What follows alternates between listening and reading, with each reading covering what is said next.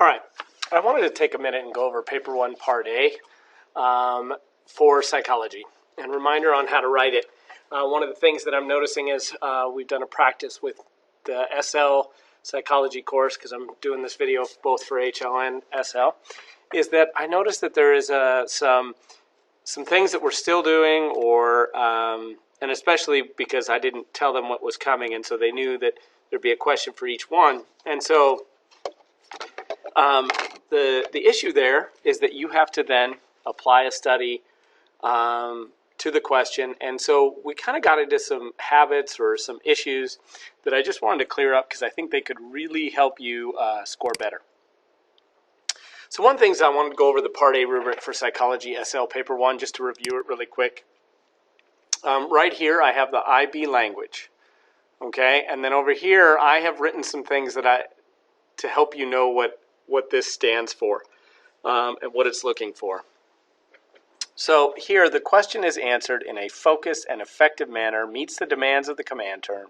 The response is supported by appropriate and accurate knowledge and understanding of the research. Note that it says the answer is focused. They really do want you completely focused on the question. Anything that doesn't apply to the question or you're not going to weave in doesn't need to be in there. This isn't one of those things where you need to say, oh, I need to add this, or oh, I need to add that. If you don't know how it answers the question, don't put it in, because you're going to want to consistently turn it back into it. Because notice that this is for the 6 as well as the 8. So if you don't want a 5, you really need to have a focused and effective manner and meets the demands of the command term. Basically what I think this is saying is you have flow to your argument. You have an argument, first of all. You have flow to your argument, and you have all the relevant details of the concept and the study, and you make a number of explicit connections between the study and what you are answering. The response is supported by appropriate and accurate knowledge and understanding of the research.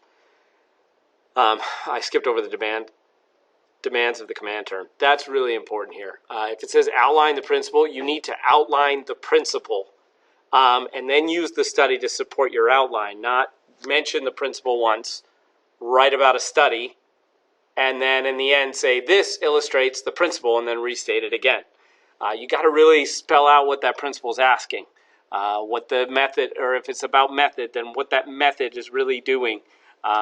We just have to make sure that we don't focus too much on the research and not really connect it to the question, because that can only get you about right here. Okay, so that's for you. You can pause this and just take a look at it and remind yourself of what you're trying to do here.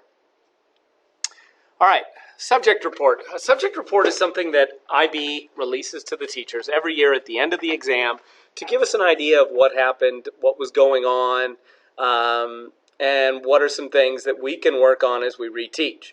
So I just wanted to share with you some of the just general, this is just for Part A in general, and then I'll give you some more specific feedback, but I just want to go through this together because I think it might be helpful. Number 1, this is what IB said. Responses tend to describe studies in a relatively formulaic fashion, lacking development and links to specific requirements of the question. I think what they're saying is that people saw the question, had kind of a formulaic answer, and then went through and gave it. One of the things that I think to point out here is links to specific requirements of the question. You really need to make sure you look at the command term, and then you really make sure you look at the question and know exactly what it's asking.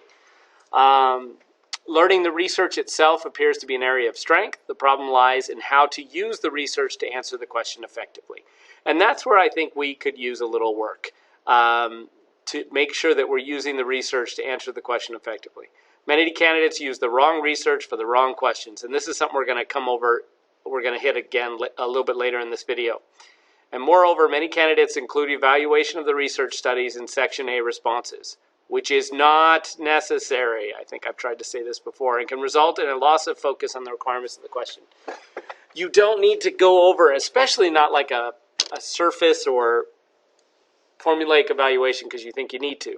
You don't have to start out with principles in this one. You don't have to start out with these things. You just start out with kind of your statement on how the question is answered, and then you go through it. If there's an argument to be made, you state the argument right away.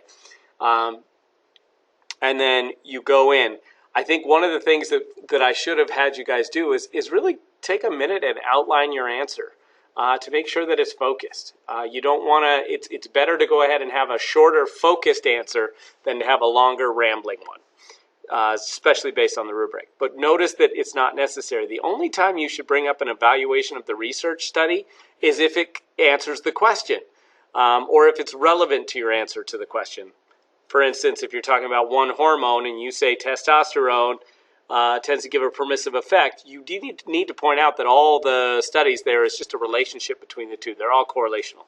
So that's kind of important things to do in that situation. You need to make sure you point it out. If they ask for human behavior and you give an animal study, then you're going to need to make that connection. But at the same time, only if it answers the question. All right. Biological level of analysis. Last year, describe one study that demonstrates the effect that the environment can have on one physiological response. Well, the issue here is you got to make sure you know what this means. And we're going to talk about this a little bit later as well, but you really need to know what these questions are asking. This was the POP that we used to talk about brain plasticity, and we used to talk about mirror neurons. That's all you can use here. Psychology, you can't get, maybe from human relationships or health, you could pull something that really looks exactly like this. But for the most part, you really need to be focused on you really need to know and kind of study what each of these is asking, because we only really studied one or two concepts with it. Most candidates were able to identify a suitable study, but few candidates described the study in sufficient detail, aim, method, and findings to reach the top of the mark band. You really need to make sure you hit the findings very well. Most candidates struggle to explicitly consider the relevant physiological process. So as you would start out with talking about what's the environment, and what's the environmental factor, and what's the physiological process. You just label those right away. Then when you go into the study, and Rosenwig is a great one for this, you've got to make sure that you point out, okay, here were the environments that the rats were in. Here's what, and then the method, and some people did a really good job on our last one where they pointed out that in that original Rosenwig, Bennett, and Diamond study that they held the rats more in the cage where they were constantly changing out the toys and things, where they did that, they wound up holding those more. And so that might explain it. Now, they have done studies since then that show that might not be a factor, but that is something that you can bring up in the method to show some critical thinking. At the same time, don't focus on that kind of stuff too much. Stay focused on the question. But they failed to articulate that a stimulating environment resulted from an increased dendrite branching.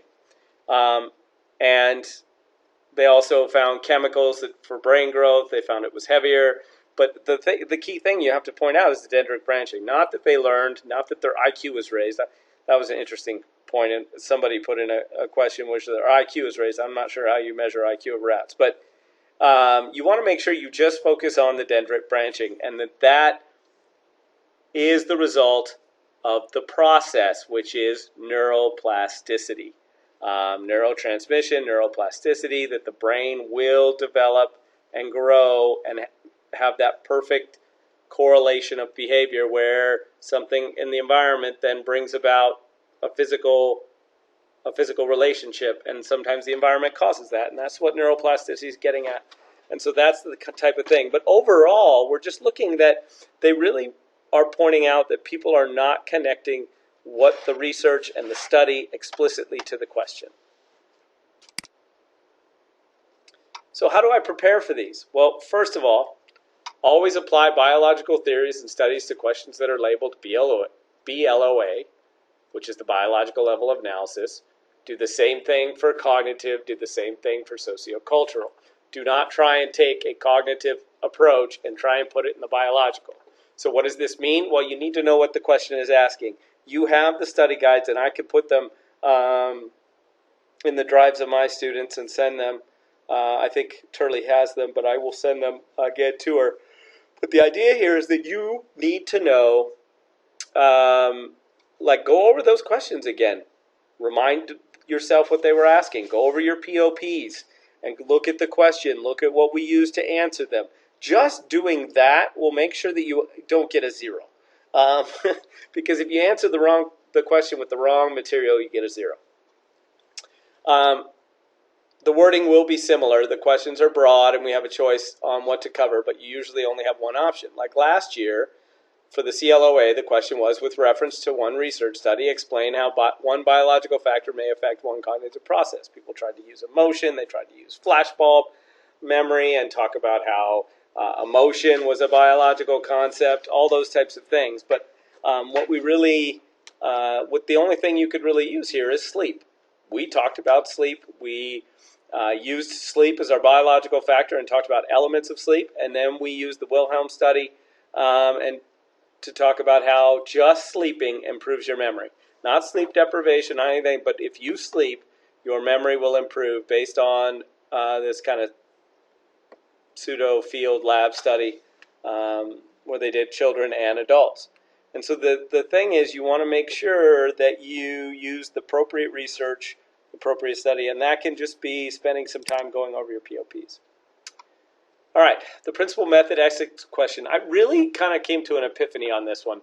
While most candidates could successfully identify a principle and provide a study to illustrate it, the vast majority of the responses did not outline the principle. And I noticed this when I was reading the ones that I had in here, is that you will state the principle, whether it's biological, cognitive, or sociocultural, you just state it. Then you'll talk about a concept. And you might link it. You might say, well, conformity shows that we really want to belong. And then you go in and you spend all the time talking about conformity. And then in the end, you come back and try and apply it to, and then maybe state, this shows how we meet the principle. And it doesn't, actually. And all you did was restate the principle twice. So you really want to make sure that you, as you're going over, so first of all, explain the study. What does it mean that we all want to belong? What does it mean that we are social creatures? And so the idea is just to talk about culture, to talk about how we belong into different elements of groups, and then we identify our groups. Social learning theory would work really well here. Just talking about, not social learning theory, but SIT. So, and just looking at the theory of social identity. That is something that you could do here, but you wouldn't then want to go over a study, or you could do the TOEFL study, or you could do the Yuki study. You could do a lot of these different studies to illustrate the principle, but that's what you're really doing. You're illustrating the principle. You don't want to state the principle, not talk about it, and throw out a study. That's going to get you a 3. So you really want to make sure that what you're doing throughout the entire thing is connecting back to the LOA. So that's all I have for you. The idea here is I just wanted to do a quick reminder on how to write these. So I would take a minute and maybe look at your POPs, and then practice kind of how you would attack these again. You can look at some of your old ones and try and fix them to make sure that you apply to the question. Also, you could take a look at the study guide that you were given last year, and we can do more copies again this year, but it gives you a lot of the practice type questions. You want to just go over those, talk about, okay, what am I going to answer using this? What do I need to use? Okay, what research am I using? And then how am I going to connect that back to the question? Instead of just describing the research, describing it as you're connecting it back to whatever the principle is, to whatever you're looking at. So good luck. I think most of you will do really well. I just wanted to kind of see if I could help you guys out by pointing out pointing out the problems that I saw in our practice. So good luck, and that is it.